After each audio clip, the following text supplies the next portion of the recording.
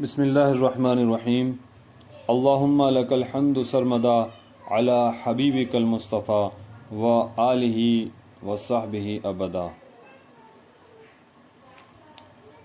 حضور اقدس صلی اللہ تعالی علیہ وآلہ وسلم کی تاریخ پیدائش میں اختلاف ہے، مگر قول مشہور یہی ہے کہ واقع اصحاب فیل سے 55 دن کے بعد 12 ربیع الاول مطابق 20 اپریل 571 عیسوی کو ولادت باسعادت کی تاریخ ہے۔ اہل مکہ کا بھی اسی پر عمل درآمد ہے کہ وہ لوگ 12ویں ربیع الاول ہی کو کاشہ نبوت کی زیارت کے لیے جاتے ہیں اور وہاں میلاد شریف کی محفلیں منعقد کرتے ہیں۔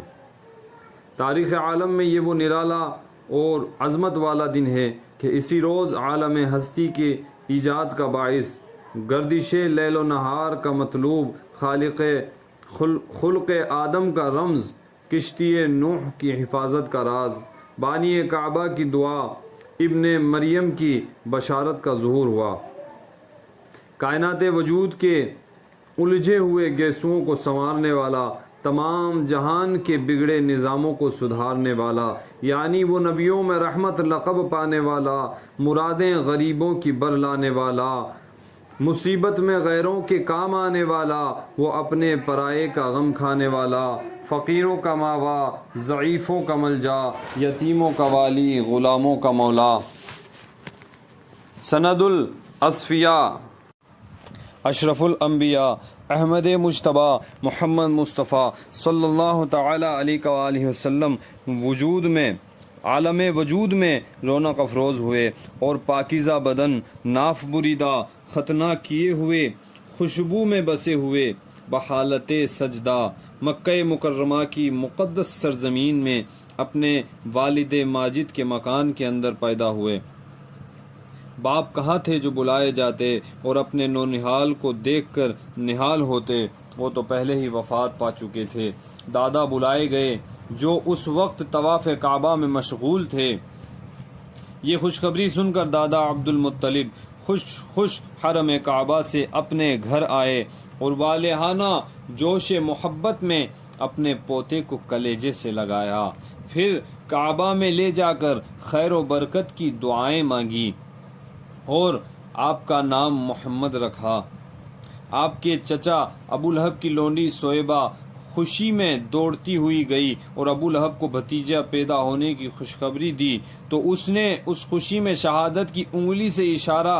اشارے سے سویبہ کو آزاد کر دیا، جس کا ثمرہ ابو لہب کو یہ ملا کہ اس کی موت کے بعد اس کے گھر والوں نے اس کو خواب میں دیکھا اور حال پوچھا تو اس نے اپنی انگلی اٹھا کر یہ کہا کہ تم لوگوں سے جدا ہونے کے بعد مجھے کچھ کھانے پینے کو نہیں ملا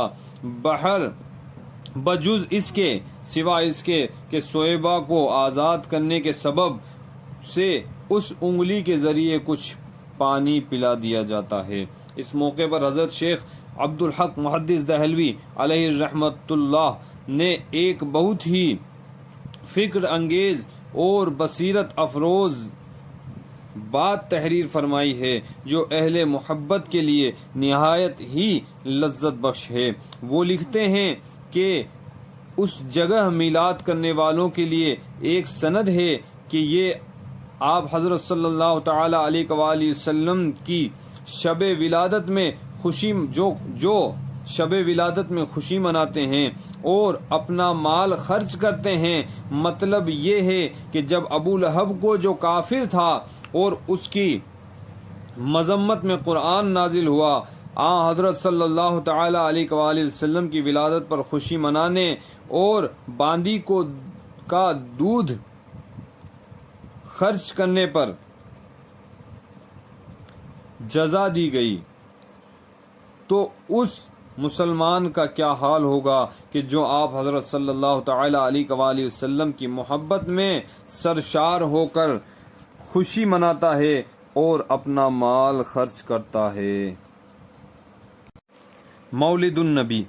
جس مقدس مکان میں حضور اقدس صلی اللہ تعالی علیہ وآلہ وسلم کی ولادت ہوئی، تاریخ اسلام میں اس مقام کا نام مولد النبی یعنی نبی پاک کی پیدائش کی جگہ ہے۔ یہ بہت ہی متبرک مقام ہے۔ سلاطین اسلام نے اس مبارک یادگار پر بہت سی شاندار عمارت بنا دی تھی،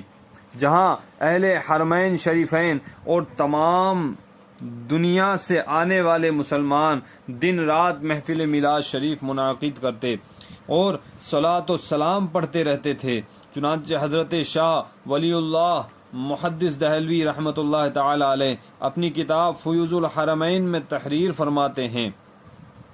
کہ میں ایک مرتبہ اس محفل میلاد شریف میں حاضر ہوا جو مکہ مکرمہ میں 12ویں ربیع الاول کو مولد النبی میں منعقد ہوئی تھی۔ جس وقت ولادت کا ذکر پڑھا جا رہا تھا تو میں نے دیکھا کہ